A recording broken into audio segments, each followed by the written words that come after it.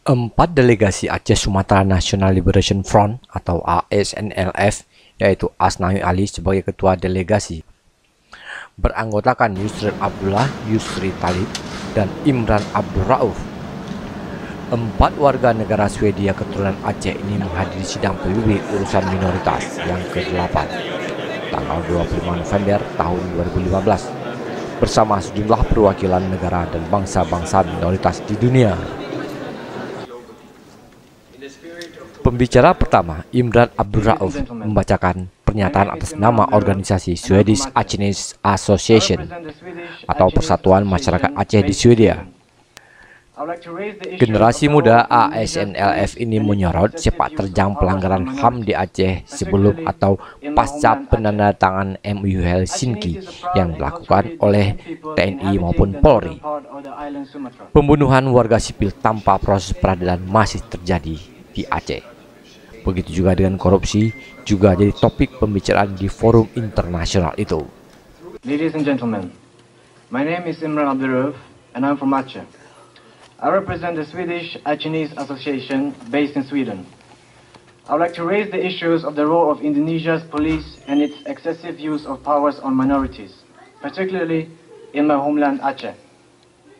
Just 2 months ago, Aceh marked the 10-year anniversary of the conflict's end.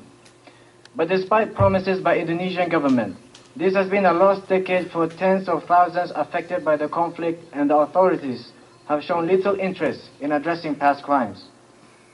10 years on, Aceh is still not a safe place to live in, and nothing significant has changed in regard to the behavior of police and other security forces. This is due to only single factor: impunity.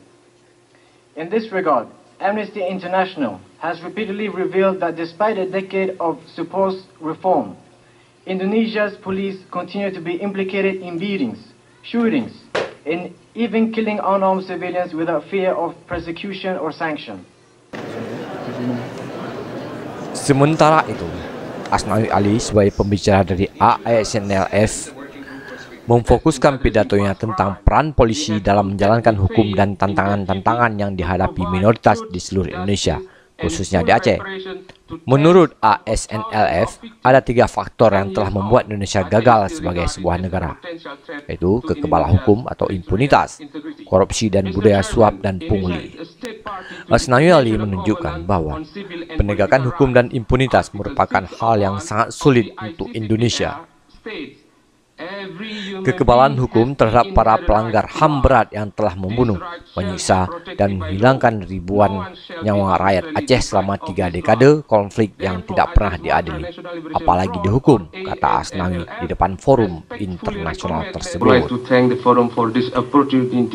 My name is Asnawi Ali and I represent Aceh Sumatera National Liberation Front or ASNNLF. I would like to draw the attention of this forum on minority in the criminal justice system and its challenge in Indonesia, especially in Aceh. Aceh is located at the northern tip of Sumatra. Aceh has been in conflict with Indonesia for more than 3 decades. In August 2005, Free Aceh Movement and Indonesia signed a peace deal that ended the 30-year military conflict, and during which around 50,000 Acehnese, including civilians, were killed.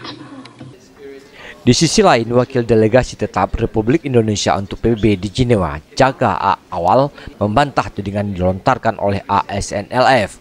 Jaka memberikan argumentasi bahwa untuk memberantas korupsi, Indonesia telah mempunyai mekanisme sendiri seperti adanya Badan Komisi Pemberantasan Korupsi (KPK) yang dibentuk untuk memerangi korupsi. Sedangkan masalah penegakan hukum berjalan lancar sebagaimana perundang-undangan yang berlaku. Setiap ada masalah hukum langsung ditangani dengan secepatnya, dan menganggap ASNLF tidak mengikuti perkembangan penegakan hukum di Indonesia selama ini. Large part of police force in the provinces of Papua and West Papua are locals, including the provincial police chief. The above element of combating impunity also serve to respond to statement on the conduct on police in the Indonesian province of Aceh. It's also well known that our Corruption Eradication Commission has been working independently and tirelessly to combat corruption. Those statements, in our view, lacks of of up-to-date and comprehensive understanding on the situation on the ground. To put in the context, Indonesia is a democratic country, has put strong infrastructure to promote and protect human rights. Bottom-up initiatives are also encouraged and developed. Dari Jenewa, Swiss, Tim Liputan mengabarkan.